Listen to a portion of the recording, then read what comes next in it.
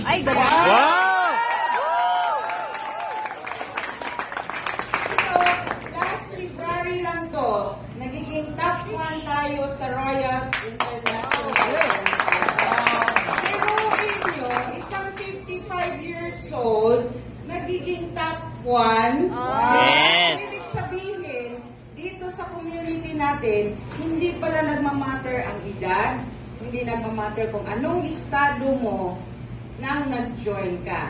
Kasi sistema ang pag-uusapan, given talaga na kahit ganito na yung edad, mature lang, mature. Kayang matutunan. Kasi magagaling talaga yung mga coaches, yung mga mentors natin na magtuturo. Okay?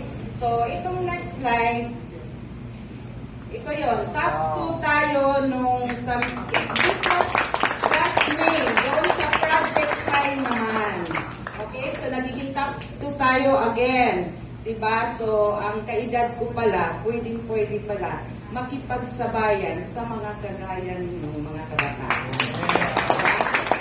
So, anyway, next slide. Yan, nagiging ano tayo, ito yung sa Okada, 55 years old. Kasali din tayo sa EC.